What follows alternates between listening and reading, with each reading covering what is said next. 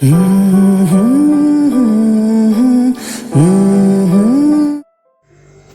Rathod. Then came the year 2005, the year of Teri Maa Tu Sale.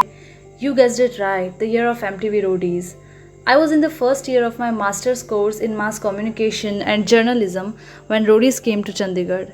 My audition tape is available online as proof of my story of being an ugly duckling. Not that I am swan today, but definitely better off than the uni-browed, stickly, ghastly figure that I was back then.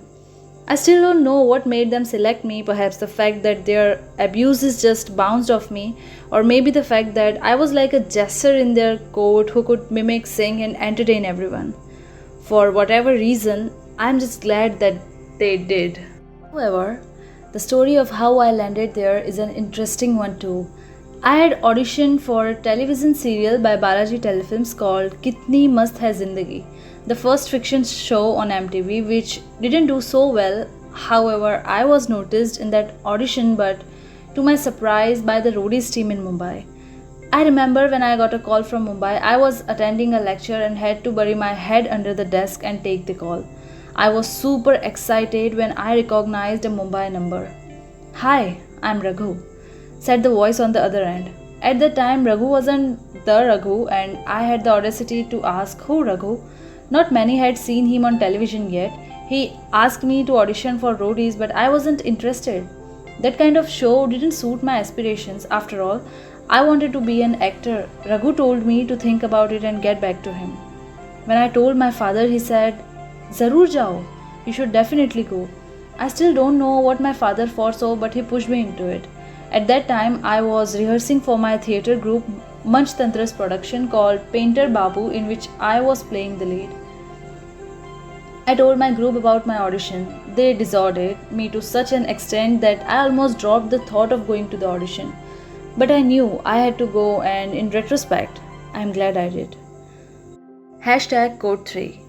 Never let go of an opportunity if it comes knocking at your door.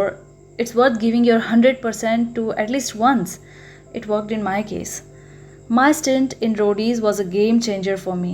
Not because I went on to win it, but because I met a man named Raghu who, in a way, has been my guardian angel. Perhaps he doesn't know it or is too humble to acknowledge it, but from the day he met me, he has invariably been a guiding light to me on my journey. Be it roadies, Big FM, or MTV, this tormentor has always been there for me.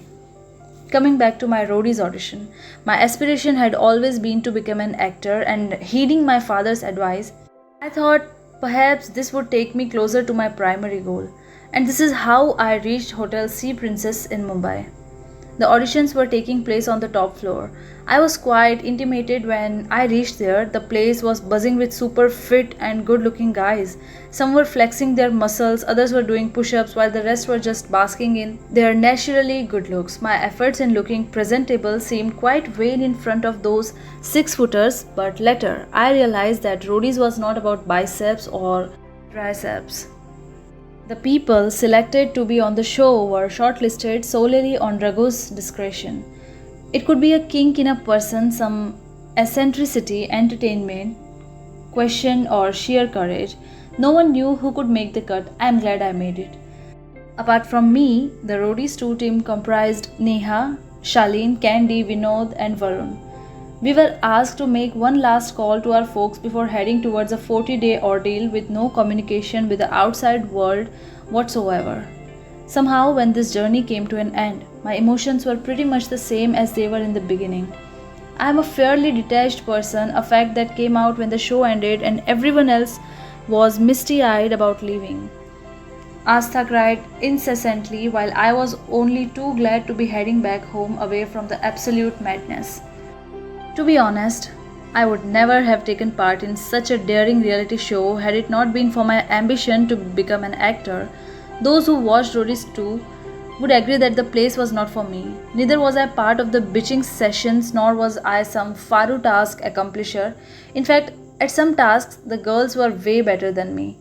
I remember a task where we had a military route to follow and had to cross hurdles in minimum time. One such task had all of us climbing a wall. I was only concentrating on the best speckled radar in front of me, my father's Guru Mantra, which taught one to concentrate at the current piece of work to an extent that the surrounding objects and distractions blurred away, was resounding in my head. And I was at this task as if I was going to beat the shit out of everyone.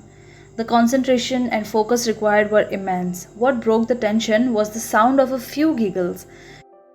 As I tore away from the unified coordination that existed perfectly between my limbs, my gaze, and the wall, I observed that I was the last person struggling to climb up. Anyway, I think I lasted the vote outs because I was never too conspicuous or threatening to anyone as far as politics, tasks, bitching sessions, link ups, or breakups were concerned, and that stuff didn't interest me much either. But when it came to the singing sessions around the bonfire or pulling the other contestants' legs in good humor, I was a front runner. In a way, I won roadies too, not for being the best roadie, but perhaps for just being the real Ayushmann. I couldn't be pretentious at all, and there was no point to it either. The moment you deviate from being yourself, you become a wannabe. And then there is no escaping Raghu's wrath. In fact, I think Raghu was like a painfully honest mirror. He just showed you what you really were. Beyond his on-screen assassinator image was this immensely talented person who I really connected with. He loved to sing and had an eye and appreciation for creativity and artists. In fact, it was during that time that I first made him hear Rochaks and my composition Pani Da Rang. I think he quite liked it. To sum it up, the entire roadies journey was a learning step for me. I can't begin to think of any situation that didn't teach me something for keeps. Deep down, I knew that after those 40 brutal days, I was a much wiser person, though I still had a long way to go. Needless to say, the process of growing up is never ending. Some of the tasks on Roadies Season 2 were really crazy, at least they were for me. This one task was really embarrassing where we had to wear only langots, underwear, and wrestle with professional wrestlers. Those voted by the other roadies had to fight, and since no one had a problem with me, I wasn't chosen to fight. Nonetheless, a best spectacle broomstick wearing a chaddi sitting at the periphery of the wrestling arena still garnered more attention than those who were actually fighting. In retrospect, I made quite a sight, I suppose, so I can't blame them. If the above task had me embarrassed, the next one made me pensive. We were in Punjab and had to live the rural life. We drove tractors, did kheti badi, bathed in fresh, cold tube well water, and cooked food from whatever we collected. Only candy, and I could speak with the locals there as the villagers spoke Chaste Punjabi. From where we stayed, I could see the border and knew that at times the locals unknowingly drifted into Pakistan. I saw no man's land, and as I looked up, I saw birds flying past the borders without any passport, security checks, or sparking the suspicion of the authorities. It was a surreal moment for me. I often wondered if the birds had their nests in Pakistan and came over to the Indian side to look for food. It might sound crazy, but I honestly spent hours looking at the border and the birds. Among the many incidents that I can never forget is the one where we donated sperm at a sperm bank in Allahabad. I entered a room splashed with slogans or infertility and assisted reproduction, and these pamphlets stuck on the wall surely weren't giving me a hard on. There was a bathroom attached to it, and there were no porn DVDs to encourage us, like in my film Vicky Donner. I left it to my wild imagination, the rest is history. All the boys took up the challenge except for Charlene, who backed out. Deep down, I felt like I had done a good thing. Perhaps a childless couple would be blessed with a bundle of joy, and trust me, we felt quite happy when we were told the next day that our sample were virile enough to be selected. For me, it wasn't a boost to my ego, but more of a reassurance that I had helped somebody. I think I would have never been able to say yes to a stupendous script like Vicky Donor, which was refused by many actors, had this episode not happened to make me understand the importance of sperm donation. Hashtag code 4. This code lies in being receptive to what life has to offer. It could be a tragedy, an embarrassing situation, a hilarious one, a sad one, or an elating one. There is something to understand and take away from every experience.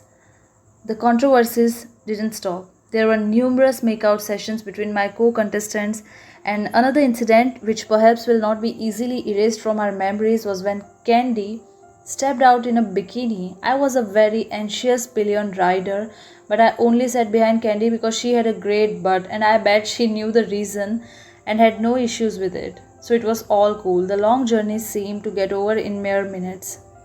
I guess boys will be boys. The tasks were endless and so were the mind games. We were made to drive for hours continuously with limited sleep and then put in situations that would make us susceptible to losing our minds. What gave me strength along the way was my wit and sense of humor. 2 months later, after public voting, I was announced the winner of Roadies Season 2.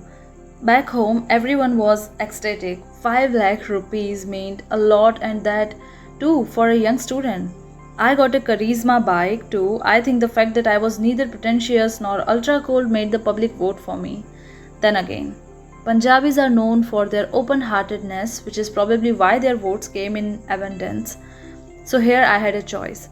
I could have utilized the fame and shifted to Mumbai right away, as some people put it, to strike the iron when it was hot. Or I could continue with my master's degree and finish it.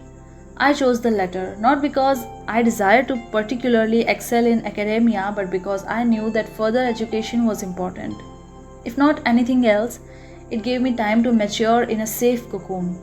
Those who become delusional with fame and success and compromise their learning years can lose touch with reality very easily. And I say this since I have seen the television industry and can safely say that 90% of the television fraternity, especially actors, live in a bubble.